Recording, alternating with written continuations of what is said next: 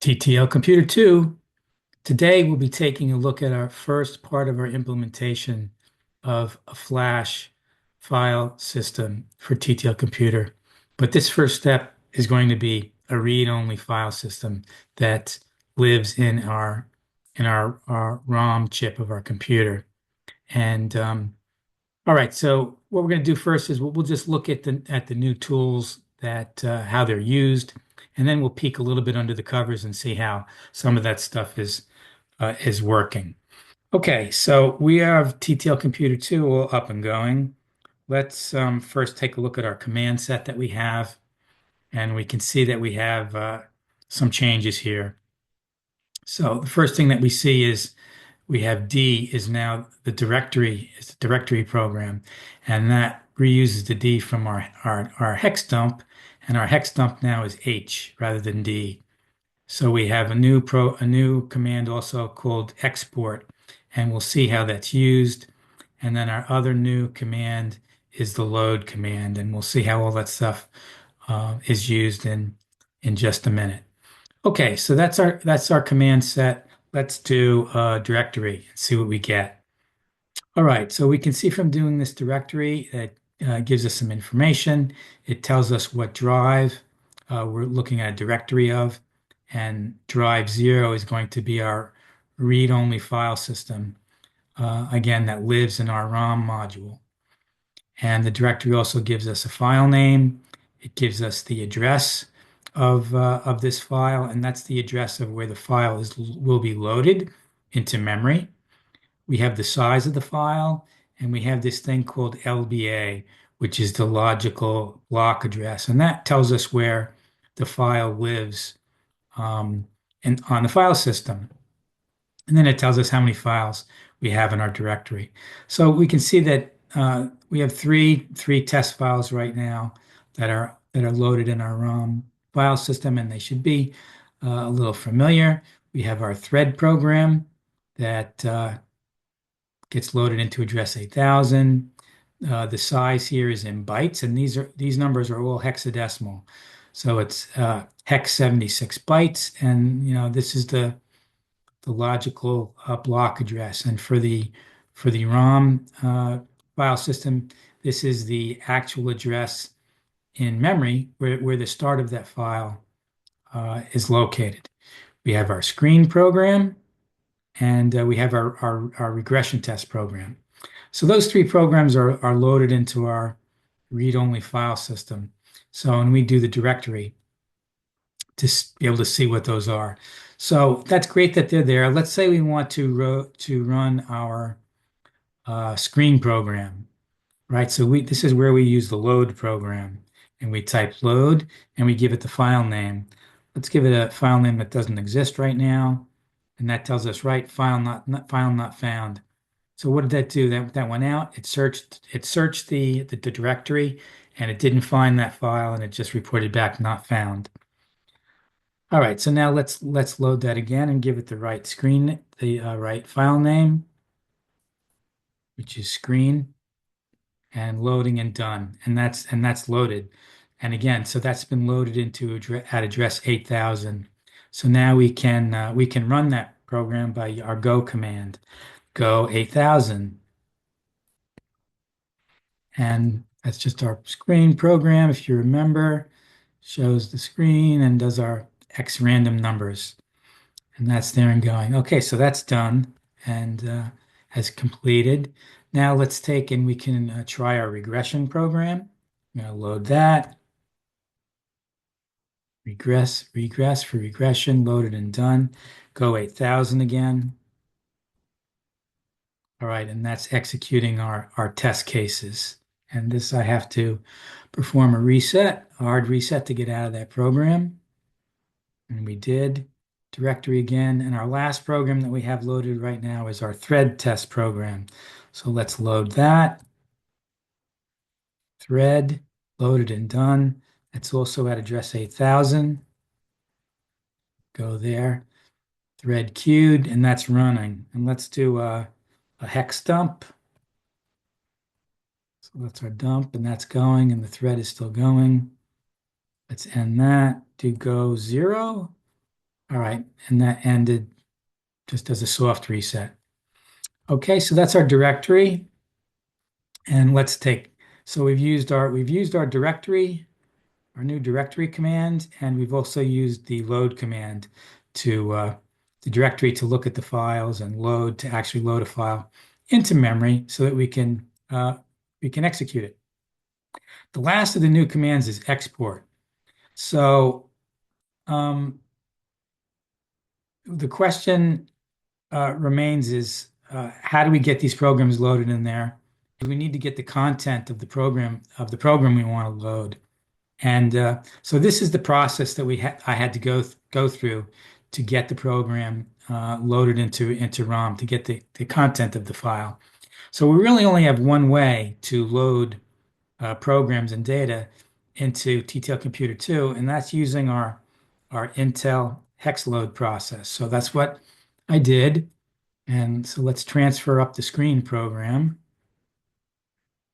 right? Screen.hex is the hex file, and that's loading in. And that's loading it to address 8000 in our memory. And that should be done in a second. And it is. And now this is where the export program comes in. And let's do that. We want to export, and let's export. We know that the screen program's at address 8000. Let's do 9000. And it's saying invalid PCB. So it's basically saying that's an invalid program control block. It's saying that's not a program. So the export command has a way of checking if what you're asking to export is a program or not. And that's what it did. It tried that for address. It says no program lives at address 9000. So let's do 8000, where we know we just did the Intel hex load. And there that ran. So that said, it checked, yes, that it does look like it's a program, and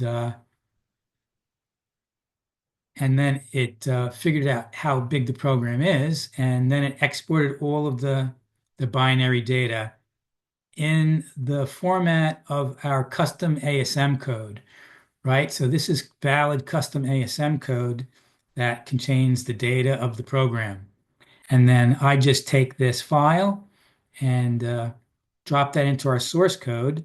And that is the source code for the program that we wanted to export. And in this case was the screen program. Okay, so I think we looked at all of our new commands. We looked at the directory command, we looked at the load command, and we looked at the export command. So let's take a look. We'll take the rest of the video and take a little bit of a look behind the scenes at how some of this stuff is working. So we said that for our ROM file system that the LBAs for each of the file is actually where the file lives in memory. So we can take a look at that using our hex dump. So let's hex dump the thread program. So hex O OF73, which is what the address here. And we can see, looking at the dump, we can see that's our thread program. Just by looking at the contents there. Let's take a look at the screen. Do the same thing for our screen. 0FE9, right? We see the get string, the messages that's in there. And then our regression test program we see is at 1140. So let's go to 1140. And yeah, you can't really tell by looking at that. There's not really any messages in there. But that is the regression test program. All right. So now, so we saw where the programs are loaded into our ROM address space, our ROM memory. So we can look and see, we can peek at where this directory information is stored as well. So let's do hex dump again, and I know, since I am the programmer, that the file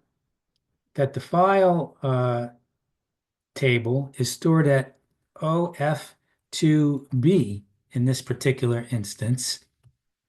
And we can see here, we see our files, right? Thread, screen, screen. And what's this? We don't see regress. We see this thing that says file 3. So what that is that's actually a file that did exist in the file system in the directory, but was deleted. And we can see here that the first character of the file is a 0, and that means that the file was deleted. So the directory skipped that one. And then the next valid file is our regression file. So this is F2B. This is the start of the file table. And each record in the file table is 16 bytes, right? So this whole row is uh, is one entry in our directory. And we can see that well, the first 10 bytes are the file name, and let me see. Then we have 8,000 is the address, which is 8000. The bytes are stored in reverse order. This is TTL computer is called a little endian computer, which means that uh, when an integer, when a double byte integer is stored, it's stored with the low order byte first and then the high order byte. So we have 8,000, right, is 80, 8,000, 0. Same thing here. The file size, 0076. Then the file size is in the directory. Again, in reverse, 0076. And um, the last 2 bytes, 16 bits, show the logical block address. Again, OF73, reverse order OF73, right? So that's the whole directory entry for the first directory entry for the first file, which is thread, and then the same thing again for screen, you know, yada yada.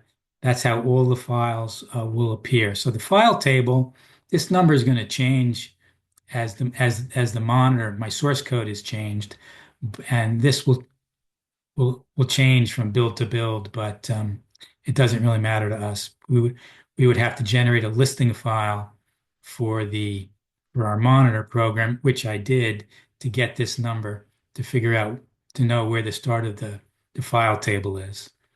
But all right, so that's how that's going to work. Now,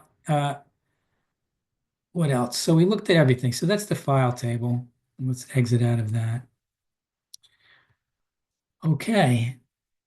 So I think that's everything that I wanted to show you today. All right. So again, this is just the first iteration of what we're going to ultimately need to the goal of achieving with our flash drive system. But this has given us and demonstrated the capability to again to maintain a directory of files, and that keeps the information that we need about the file, its load address, its size, where it lives in the file system. And then we also have provided the ability to generate a directory, to find a file in a directory, and to load a program from the directory into memory. So all of those things have been proved out. And again, that would be essentially the same implementation that we use for our flash drive file system in the future. Okay, so I think that's it for today. And until next time, thanks for watching.